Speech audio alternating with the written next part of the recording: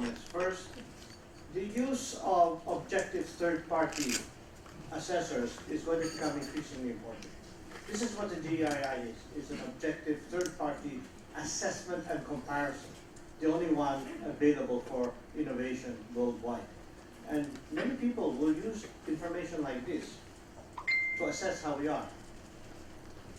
The second part is, because of the first, the importance is systematic, sustained, periodic gathering of data and monitoring.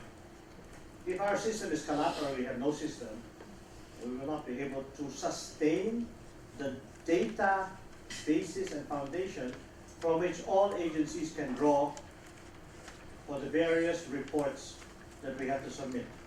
I'm in Geneva, we have to submit mountains of reports to the UN. I can only imagine that those in the private sector trying to attract investments must also provide reliable, accurate, and timely data so that the Philippines can be compared for many other reasons. So now we will go to DTI, Mr. Secretary, on the question of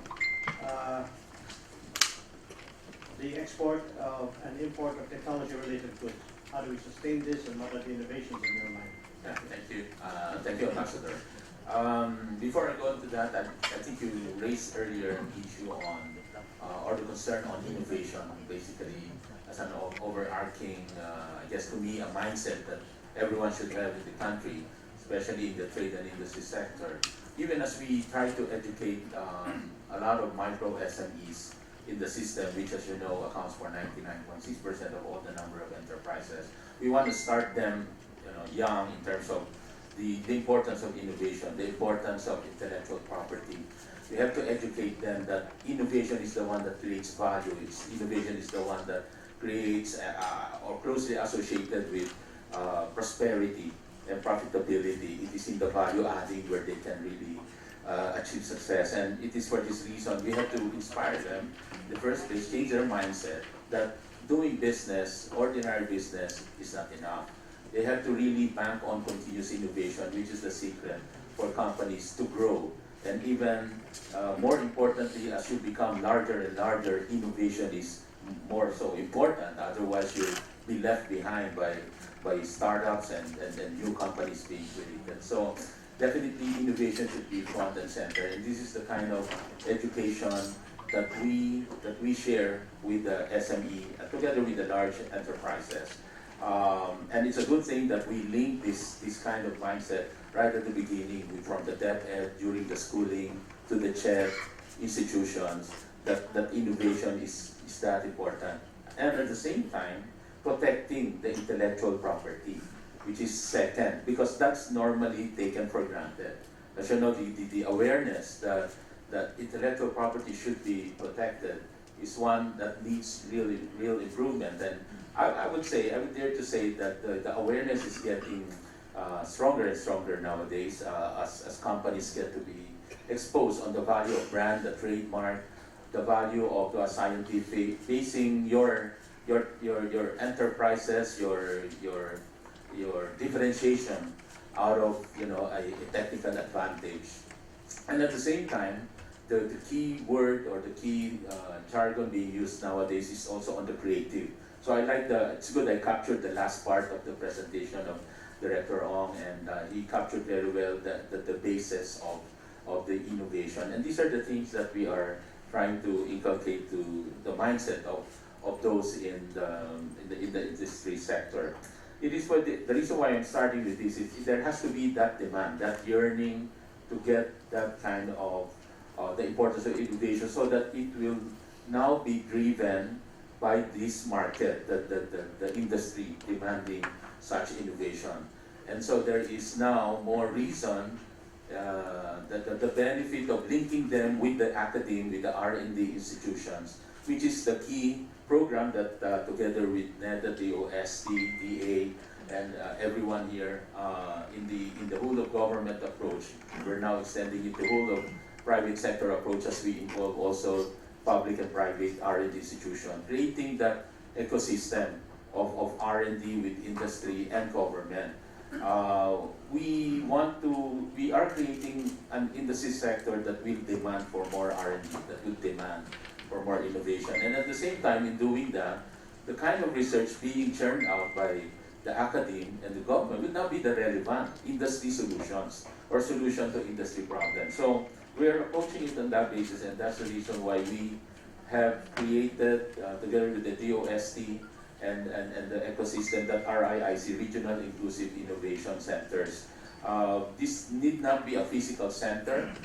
Given more budget, this can be a physical center, but for now, the important thing is making it at least the virtual, the connection. And there are industry cases, company-specific cases like some updates we got recently, even on acoustics technology being needed by an electronics company, are now being linked to some engineers.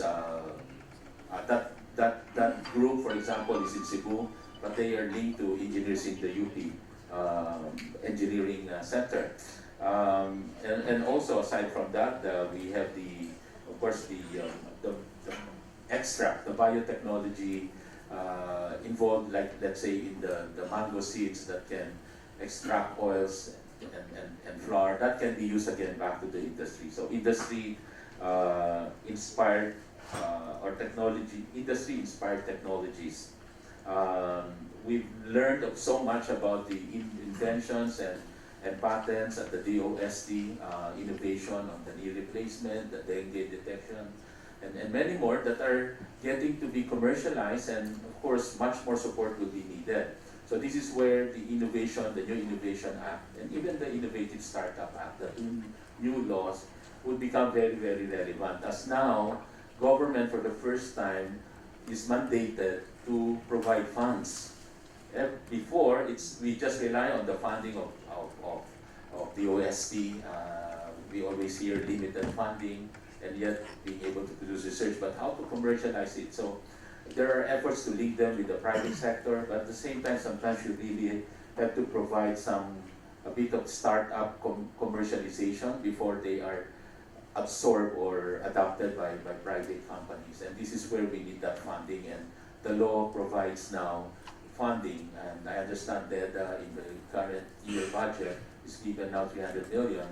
At the National Development Corporation, it's an attached agency under the DTI, we are putting up a matching fund.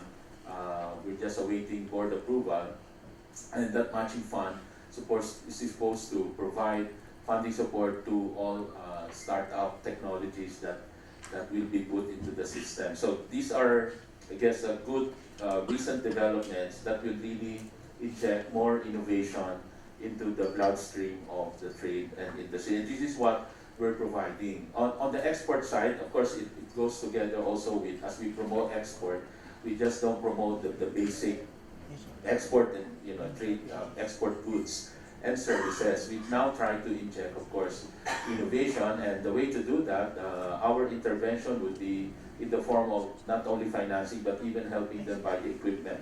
It is also, we believe in the equipment where technology is embedded, and therefore the users, the creative guys, the creative industries, whether they're in film, in graphics, or any in any industry in the creative scene, would have this state-of-the-art technology embedded into the system.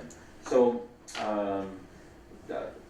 we are injecting all this technology in everywhere where we can put them, and now providing also the needed the financing that will help them really adopt and grow this the use of this technology. So what we're looking for are really market-driven technology development that will really be solutions to industry problems, and at the same time having an industry that will be innovation and technology oriented, so that there will be continuous innovation. And if you don't have continuous innovation, then you'll probably be facing extinction. So that's the challenge you always give the industry sector. Thank you. Thank you very much.